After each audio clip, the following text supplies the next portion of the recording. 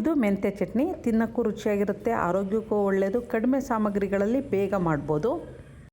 ಖಾರ ಕಡಿಮೆ ಇರೋ ಕೆಂಪು ಒಣಗಿರೋ ಮೆಣಸಿನ್ಕಾಯಿನ ಸುಮಾರು 40 ತೊಗೊಂಡು 1 ಸ್ಪೂನು ಎಣ್ಣೆ ಹಾಕ್ಕೊಂಡು ಸಣ್ಣೂರಿನಲ್ಲಿ ಗರಿ ಗರಿ ಆಗೋ ತನಕ ಹುರಿತಾ ಇದ್ದೀನಿ. ಈ ಚಟ್ನಿನ 1 ತಿಂಗಳು ತನಕ ಫ್ರಿಜ್ಜಲ್ಲಿಟ್ಟು ಬಳಸ್ಬೋದು. ತುಪ್ಪ ಹಾಕ್ಕೊಂಡು ರೊಟ್ಟಿ, ಚಪಾತಿ, ಅನ್ನದ ಜೊತೆ ತಿನ್ಲಿಕ್ಕೆ ಚೆನ್ನಾಗಿರುತ್ತೆ. ತುಪ್ಪದ ಬದಲು ಮೊಸರು ಉಪಯೋಗಿಸ್ಬೋದು. ಮೆಣಸಿನ್ಕಾಯಿ ಹುರಿದಾಗಿದೆ. ಈಗ ಇದನ್ನೊಂದು ತಟ್ಟೆಗೆ ತೆಗೆದಿಟ್ಟು ಅದೇ ಬಾಣಲಿಗೆ 7 ಟೀ ಸ್ಪೂನ್ನಷ್ಟು ಮೆಂತ್ಯ ಹಾಕ್ತಿದ್ದೀನಿ. ಮೆಂತ್ಯನ ತುಂಬ ಹುರಿಯೋದು ಬೇಡ, ಬಿಸಿ ಆದರೆ ಸಾಕು. ತುಂಬ ಹುರಿದ್ರೆ ಮೆಂತ್ಯ ಕಹಿ ಬರುತ್ತೆ. ಇದ್ರ ಡೀಟೇಲ್ ವಿಡಿಯೋ ನನ್ನ ಯೂಟ್ಯೂಬ್ ಚಾನಲ್ನಲ್ಲಿ ಸಿಕ್ಕತ್ತೆ. ಮೆಂತ್ಯ ಸ್ವಲ್ಪ ಬಿಸಿ ಆದಮೇಲೆ ಇದನ್ನು ತೆಗೆದು ಮೆಣಸಿನ್ಕಾಯಿನ ಜೊತೆ ತಣ್ಣಗಾಗಲಿಕ್ಕೆ ಬಿಡ್ತಾಯಿದ್ದೀನಿ.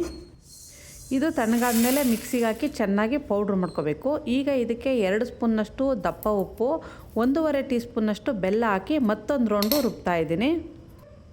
30 ಬೆಳ್ಳುಳ್ಳಿ, 1 ನಿಂಬೆ ಗಾತ್ರದ ಹುಣಸೆಹಣ್ಣು.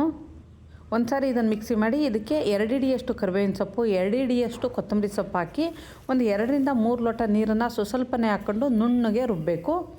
ಈ ಮೆಂತ್ಯ ಚಟ್ನಿನ ಬಾಯಿ ಕೆಟ್ಟಾಗ ತಿನ್ನಲಿಕ್ಕೆ ತುಂಬ ಚೆನ್ನಾಗಿರುತ್ತೆ. ಮೆಣಸಿನ್ಕಾಯಿನ ತುಂಬ ನೋಡಿ ಗಾಬರಿ ಆಗೋದು ಬೇಡ, ಯಾಕೆಂದರೆ ಇಷ್ಟು ಚಟ್ನಿನ ಒಂದೇ ಸಾರಿ ತಿನ್ನಲ್ಲ. ಬೇಕಾದಾಗ ಒಂದು 2 ರೊಟ್ಟಿಗೆ 1 ಸ್ಪೂನ್ನಷ್ಟು ಬಳಸಿದರೆ ಸಾಕು.